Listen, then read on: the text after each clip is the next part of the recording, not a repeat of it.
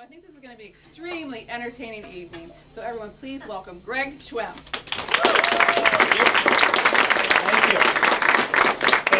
Thank you very much. Well, thanks, Becky. This is let me just start by saying this is a really new thing for me. As Becky said, I as a stand-up comedian, I played just about everywhere. I played clubs and colleges and concert halls and corporate events and cruise ships.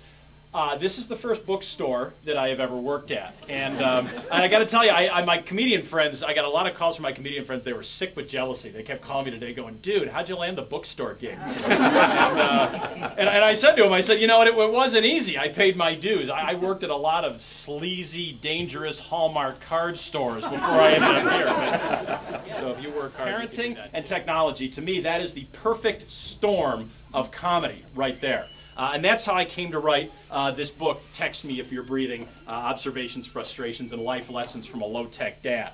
And the very first chapter, I describe my kids, and the very first chapter is called What Would Dr. Huxtable Do? How many of you watched The Cosby Show back in the 1980s? Everybody watched it. Some of you probably still watch The Cosby Show. And what did you like about that show? Is that guy, Dr. Huxtable, was the quintessential dad, right? He always, in 22 minutes, whatever problem his kids have, he could solve it, right? But watch that show. There ain't no computers in Dr. Huxtable's house, right? He's not raising the kind of kids that I'm raising right now and that a lot of you are raising, okay? I want to describe my children to you. I have two children who've never used or heard of the Encyclopedia Britannica but can Google whatever they're curious about. They can locate the delete key but are unfamiliar with whiteout. They can talk to 5 friends in 5 different locations at once. They can incorrectly feel they are playing guitar by staring at a television screen while placing their fingers on colored buttons. They can exercise by leaping around in front of that same TV while trying to emulate dance moves from a video game called Dance Dance Revolution. If their real family annoys them, they can become part of a make-believe family called The Sims. They can watch American Idol and days later sing into a microphone while having their skills judged by Simon, Paula, and Randy, courtesy of the American Idol PlayStation game. And one summer afternoon, using applications like Madden NFL, GarageBand, Final Cut Studio, and Flight Simulator, they can become respectively football coaches, musicians, movie directors, and fighter pilots. My summer afternoons consisted of tying a beach towel around my neck and pretending I was Superman. They can download homework assignments off the internet, email their teachers with questions about what they just downloaded, and turn in assignments complete with PowerPoint. They can get a college diploma without leaving the house, attend driving school online, and RSVP to parties with a single mouse click. They can have hundreds of virtual friends that exist only through Facebook and MySpace. When I was growing up, virtual friends were called imaginary friends. And having one meant your parents were concerned, right?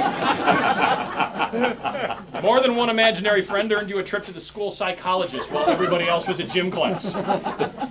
I yearn, like all parents, for more simplistic days. I want to load my daughters into the car and drive aimlessly down a country road, having a heart-to-heart talk without first having to explain why the DVD player will not be used on this trip.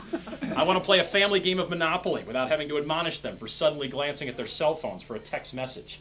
On that note, I also want to play real Monopoly with tangible money. Parker Brothers recently introduced Monopoly Electronic Banking Edition, in which paper currency has been eliminated in favor of a banker unit. Today's aspiring real estate tycoons start with $15 million and purchase properties by swiping their cards through the unit. In the process, they learn how easy it is to run up massive debt, a skill they will perfect in college and parlay into careers at the Federal Reserve. There's a girl that lives in Staten Island, New York, that I hope to meet someday, because she was my impetus for actually finishing the book. Her name is Alexa Longuera. And I'm going to read you about Alexa. And when I read this, I said, I definitely have to finish the book, okay? On July 11, 2009, 15-year-old Alexa Longuera was walking down a street in her Staten Island neighborhood preparing to send a text message. The text was not coming from her phone, but from a phone that a friend had just handed her.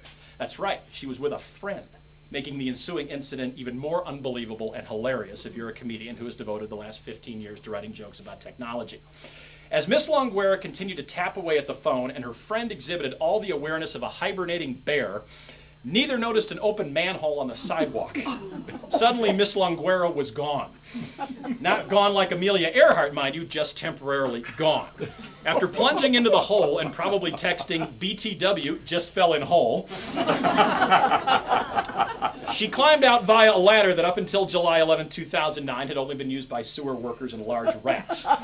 She emerged relatively unharmed, yet that didn't stop her parents from announcing to all media outlets they plan to sue the city for not properly marking the manhole with a sign that in all likelihood should have said, "Stop texting and look down, Alexa." I've been unable to find any information on whether a lawsuit has actually been filed, but it sounds like a dispute that could easily be handled by Judge Judy. So.